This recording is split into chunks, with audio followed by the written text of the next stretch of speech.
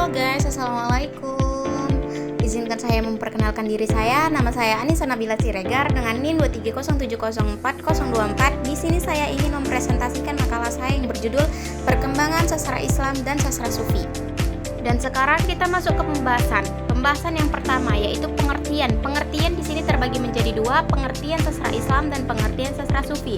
Yang kedua, ciri-ciri. Yang ketiga, tema. Yang keempat, tokoh sastrawan. Yang kelima, contoh karya sastra. Dan yang keenam, kesimpulan. Dan kita sekarang masuk ke pembahasan yang pertama, yaitu pengertian sastra Islam. Sastra Islam adalah karya sastra yang terinspirasi oleh nilai-nilai Islam dan ditulis dalam rangka mengembangkan atau menguatkan ajaran Islam. Ajaran Islam ini mencakup karya yang secara eksplisit menyampaikan pesan-pesan keislaman seperti kisah para nabi, hikmah kehidupan, serta nilai-nilai yang berkaitan dengan akhlak dan moralitas. Sastra Islam seringkali memuat unsur dakwah, namun dapat disajikan dalam berbagai bentuk dan genre, mulai dari puisi, prosa, hingga novel. Dan sekarang kita masuk ke pengertian yang kedua, yaitu pengertian sastra Sufi. Sastra Sufi adalah bentuk karya sastra yang dipengaruhi oleh ajaran tasawuf atau sufisme. Sastra Sufi berfungsi sebagai sarana ekspresi spiritual dan kerinduan akan kedekatan dengan Tuhan. Sastra ini berkembang seiring dengan munculnya para Sufi yang menuangkan pengalaman spiritual mereka dalam bentuk puisi, prosa, dan hikayat.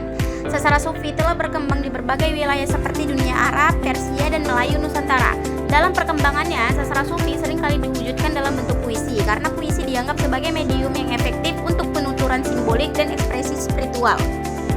Dan sekarang kita masuk ke pembahasan yang kedua, yaitu ciri-ciri. Ciri-ciri di sini terbagi menjadi dua, yaitu ciri-ciri sastra Islam dan ciri-ciri sastra Sufi.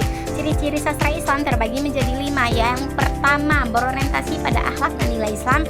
Yang kedua, mengandung dakwah. Yang ketiga, bahasa dan gaya bahasa yang religius. Yang keempat, sumber dari Al-Quran dan hadis. Yang kelima, konteks budaya Islam.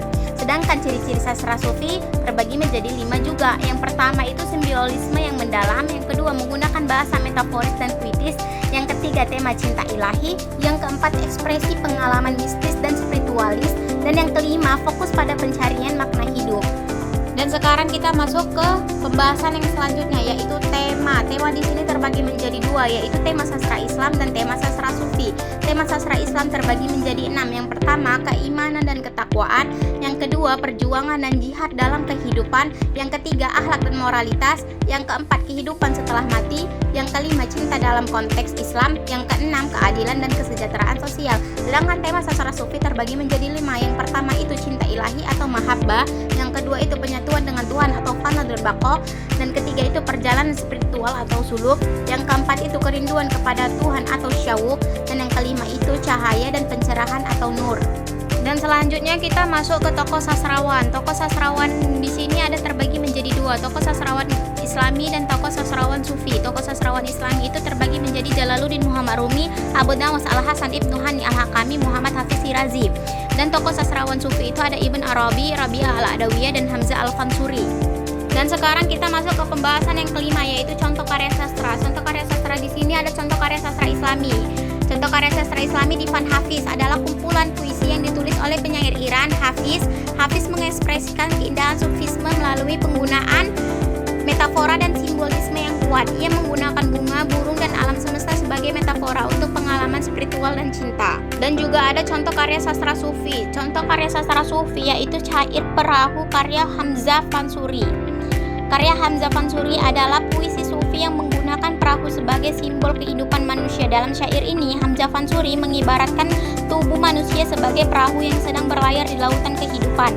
Makna utama syair ini adalah ajakan untuk merenungi perjalanan hidup, menjaga diri dari godaan dunia, dan selalu mendekatkan diri kepada Tuhan, menekankan pentingnya ilmu, iman, dan kesadaran akan kematian agar perahu atau kehidupan tidak tersesat atau tenggelam di lautan nafsu dan dosa. Dan sekarang kita masuk ke pembahasan yang terakhir, yaitu kesimpulan.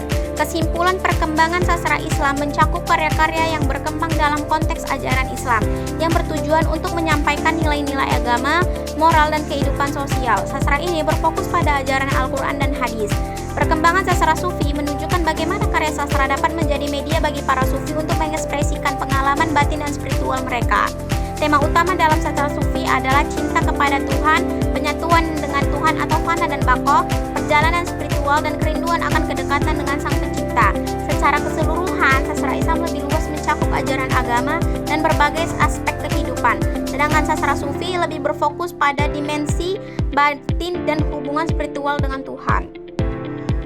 Demikian presentasi yang bisa saya sampaikan, lebih dan kurangnya saya mohon maaf. Syukran kasiron ala ihtimamikum jami'an. Akhirul kalam. Assalamualaikum warahmatullahi wabarakatuh.